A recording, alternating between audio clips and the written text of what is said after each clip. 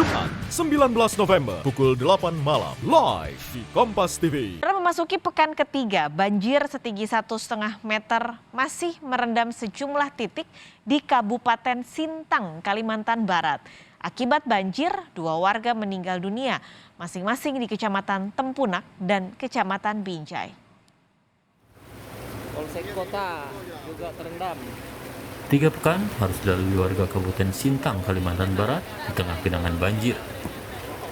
Hingga hari Minggu, banjir setinggi 1,5 meter masih merendam sejumlah titik di Kabupaten Sintang, meski ketinggian banjir mulai berkurang. Pelaksana harian Bupati Sintang melihat langsung kondisi warga di pengungsian.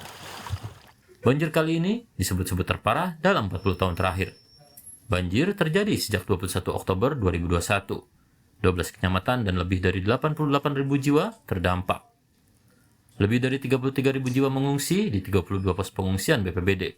Sementara 24 dapur umum dioperasikan untuk kebutuhan sehari-hari para pengungsi. Banjir juga menyebabkan 2 korban jiwa dan 5 jembatan rusak berat. Topografi Kabupaten Sintang menurut Gubernur Kalimantan Barat Sutarmiji merupakan cekungan yang akan selalu menjadi tempat air berkumpul.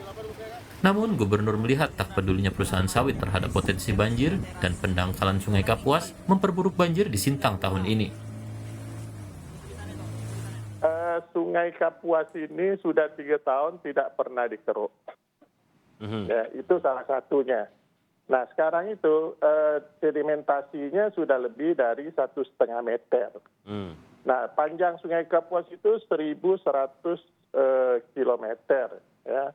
Hampir sepanjang Pulau Jawa. Nah ini kan tempat tampungan air kalau hujan dan sebagainya. Nah, sekarang pendangkalannya sudah 1,5 meter lebih. Artinya air ya tetap bertahan di darat. Nah sudah 3 tahun ini pemerintah pusat tidak melakukan pengerukan. Pernyataan gubernur tersebut juga dikatakan Guru Besar Fakultas Kehutanan Universitas Tanjung Pura Pontianak sekaligus Ketua Forum Daerah Aliran Sungai Profesor Gusti Hardiansah. Ia menyatakan banjir yang melanda Kalimantan Barat disebabkan perubahan iklim dan cuaca akibat fenomena La Nina. Selain itu, pendangkalan daerah aliran Sungai Kapuas juga jadi faktor lainnya. Nah, akhirnya air ini kan harus keluar. Nah, karena dia terperangkap, mengapa dia terperangkap? Sungai Kapuas itu tidak lurus kayak jalan tol. Dia berkelok-kelok, maider istilahnya.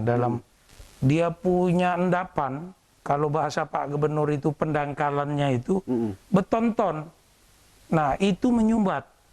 Sehingga air itu pun tidak keluar. Dari hulunya sulit keluar. Gusti menambahkan, pendangkalan terjadi karena pengelolaan hutan yang tak ramah lingkungan seperti penanaman sawit hingga ratusan hektar sehingga mengganggu resapan air. Gubernur Sutarmiji bahkan mengusir 20 pengusaha sawit yang menemuinya 11 November lalu karena dianggap tak peduli dengan banjir yang terjadi di sekitar wilayah perkebunan mereka. Saya usir aja mereka semua. Mereka itu bagian yang buat dampak sekarang. Jangan mereka pikir mereka itu seenaknya aja sekarang. Ya, alasan kebun mereka tidak di daerah terdampak. Saya usir aja semua. Saya nggak mau berhubungan lagi sama mereka. Soal administrasi yang selalu jadi alasan pengusaha sawit, Wahana Lingkungan Hidup atau WALHI menyatakan, audit lingkungan harus secepatnya dilakukan kepada perusahaan sawit ataupun perusahaan pengelola sumber daya alam lainnya. Pencabutan izin harus tegas dilakukan jika perusahaan tersebut terbukti melanggar. Dari data Kementerian Lingkungan Hidup dan Kehutanan, dari 14 juta hektar luas Provinsi Kalimantan Barat, ada 1,5 juta hektar lahan kritis di hutan produksi HTI karena tak ada aktivitas penghijauan. Para pelaku ataupun pihak yang berkontribusi terhadap lahirnya bencana ekologis dapat menghindar dari tanggung jawabnya karena merasa jauh dari wilayah yang mengalami bencana. Nah, terhadap situasi ini, kami merekomendasikan kepada pemerintah provinsi di Kalimantan Barat maupun pemerintah di nasional, proses audit lingkungan sudah harus dilakukan saat ini.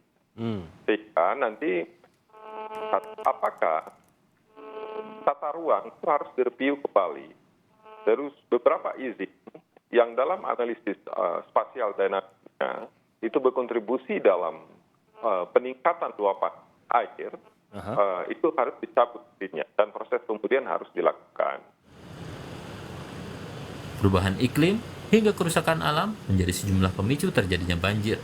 Sementara warga di Sintang hanya bisa berharap pemerintah daerah dan pusat mampu secepatnya menangani banjir yang sudah 3 pekan melanda. Tim Liputan, Kompas TV, Kalimantan Barat.